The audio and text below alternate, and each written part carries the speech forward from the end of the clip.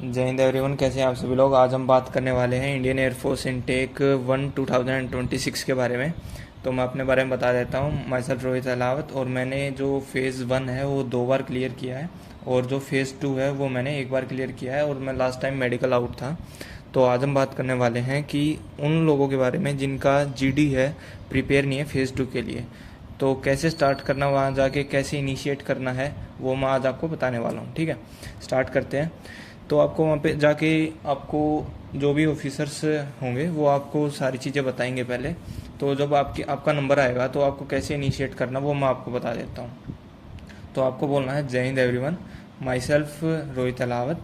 मैं अपने बारे में बता रहा हूँ तो अपना नाम ले रहा हूँ। जय Hind everyone, my name is Rohit, I am from this and this place. मतलब आपको सिटी और स्टेट मेंशन करनी है, और अगर चाहो तो बता सकते हो कि इट्स फेमस फॉर XYZ, मतलब जो भी जगह है वो किस चीज़ के लिए फेमस है, उसका जो जियोग्राफिकल इंडिकेशन है वो क्या है, तो आप वो बता सकते हो। उसके बाद बात आती है कि आपकी क्वालिफ़िकेशन क्या है। उसमें आप बताओगे कि I have done my schooling from ABC school and CBSE board, अगर CBSE बोर्ड है तो। अगर CBSE बोर्ड है तो So now let's talk about the family, and so here you have to respond the way like, there are 6 members in my family. My father is a farmer. My mother is a persistent homemaker, or you can write here dedicated homemaker. And you can also tell about your grandparents if they and the siblings. Okay, so I have an elder brother, so I have mentioned the elder brother. So let's move to the hobby part.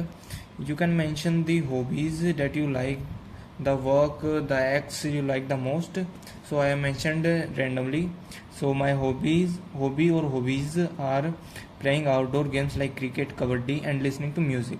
Okay, so this is the main point where you have to work. Okay, so you have to mention your strengths and the weaknesses. Okay, you have to mention strengths like consistent, determined, and weakness can be anything like you are short tempered or anything like that. Okay, let's move to the next part.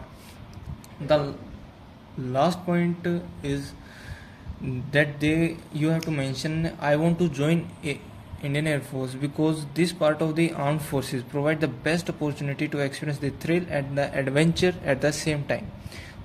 Okay, let's move to the next part. After the introduction, you have to introduce the topic that has been assigned to you. Okay, so how will you initiate it? This way. Okay, now I would like to start the discussion on the topic that has been assigned to us, और फिर उसके बारे में 2-4 point जो भी आपको बोलने हैं, जो आपने लिखे हैं, वो आप बोल सकते हो। ठीक है, now these are the important points to remember. So let's see what are they. So whenever you are engaging in the discussion, be relevant to the topic, speak relevant to the topic, cause get hesitated. Okay, so second point is don't hesitate. They are not going to check your grammar or anything. They are going to just see the confidence and the willpower you have. Okay, now let's move to the third point. Try to be the part of the discussion, as there are gonna be 15 members or the candidates, और वहाँ पे क्या होगा कि बहुत सारे लोग होंगे, तो आपको ना बोलने का मौका नहीं मिलेगा। तो आपको क्या करना है कि आपको ट्राई करते रहना बीच बीच में बोलने का। अगर नहीं बोल पा रहे कोई दिक्कत नहीं है, आपको लास्ट में जो ऑफिसर है वो अलाउ करेंगे बोलने के लिए कि चेस्ट नंबर ये है, वो अभी बोल सकते हैं। Now don't interrupt anyone in between. Let him complete his statement and then you can put forward your thoughts. Don't go for short sentences. It should be minimum of 20 words in every part you take. ठीक है, तो क्या करना, जितनी बार भी आप बोलोगे तो मिनिमम 10 से 20 वर्ड जो है वो आपके सेंटेंस में होने चाहिए, ताकि जो ऑफिसर है उनको लगे कि भाई बंदा कुछ सही बोल रहा है, ढंग का बोल रहा है। ऐसा ना हो कि मतलब आप 2-3 वर्ड बोलो और चुप हो जाओ। जैसे एजुकेशन के ऊपर है तो आप एक बार पार्ट लेते हो कि एजुकेशन इज़ वेरी इंपॉर्टेंट, और ये बोल के चुप हो जाते हो। ये ऐसा नहीं करना है बिल्कुल भी। अगर पार्ट ले रहे हो तो उसमें हिस्सा दिखाना है और अच्छे से बोलना है। उसके बाद क्या करना है, you can use other statement by modifying the words. मतलब जैसे कि कोई भी दूसरा बंदा है, आपको पॉइंट्स उसके अच्छे लगे हैं, कि भाई ये पॉइंट्स मैं भी बोल सकता हूँ, पर आपको क्या करना है, सेम पॉइंट्स नहीं बोलना है, उसको थोड़े मॉडिफाई करके, मतलब उसके इर्द गिर्द जो भी बातें हैं वो आप बोल सकते हो, ठीक है। और बी कॉन्फिडेंट, ये मैंने आपको बता दिया।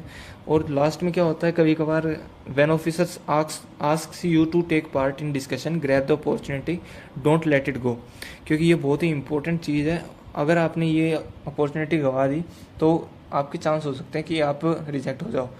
अगर see what to do if you go blank, ठीक है। तो remember the topic will be related to the development of India. कोई भी टॉपिक आपको जो मिलेगा वो इंडिया की डेवलपमेंट से रिलेटेड होगा, क्योंकि ऐसा कोई टॉपिक नहीं होगा कि भाई आपको इंडिया का जो डाउनफॉल दिखे उसमें। तो जैसे कि एजुकेशन हो गया या फिर किसी भी तरह की जो फैसिलिटीज़ हम प्रोवाइड कर सकते हैं, गवर्नमेंट प्रोवाइड कर सकती है, उसके बारे में होगा। तो आपको उसमें क्या करना है, से समथिंग लाइक दिस, ओके। तो उसमें आपको क्या बोलना है, अगर आप ब्लैंक हो जाते हो बिल्कुल, तो फिर आपको ये सब बोल सकते हो, ठीक है। I feel this step will take India's economy on next level and that would lead us to better infrastructure and a better recognization in the global level, ठीक है। तो आप ये चीज़ बोल सकते हो, या फिर एक ये तो हो गया एक पॉजिटिव वे में, ठीक है। एक नेगेटिव वे में आप बोल सकते हो कि this is the important step to be taken और this might be the barrier in our development of the country. This should be taken in notice so that we can grow uniformly and compete in the market of the great economies. So that's all for the day. So keep grinding. Bye bye.